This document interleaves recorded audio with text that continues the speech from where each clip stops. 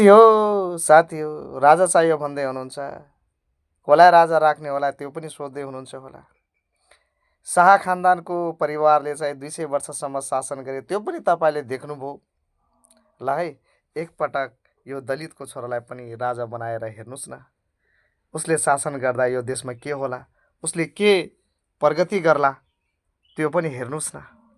किन देशमा राजा चाहियो भनेर ज्ञानेन्द्रकै परिवारको पछि लाग्नु भएको छ?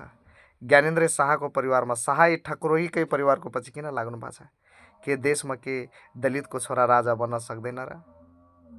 के देशमा के जनजाति थारूको छोरा चाहिँ, मगरको छोरा चाहिँ राजा बन्न पाउँदैन र? के देशमा चाहिँ भएको नागरिक मधेसी मण्डल यादवहरू राजा बन्न पाउँदैनन् र?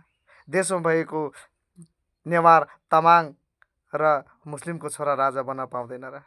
अहिले पनि हाम्रो मनस्थिति राजा बनाउने वा राजा खोज्ने, तर राजा चाहिँ त्यही पूर्वाग्रही विचार भएका, जो पुरातात्विक विचार बोकेर हिँड्ने, जो चाहिँ देशलाई 200 वर्ष शासन गरेर पनि केही विकास गर्न नसक्ने त्यही परिवारलाई चाहिँ राजा बनाउने तपाईँहरूले चाहिँ चाहना राख्ने, यो मलाई नेपालको जनताप्रति मलाई विश्वास लागेन।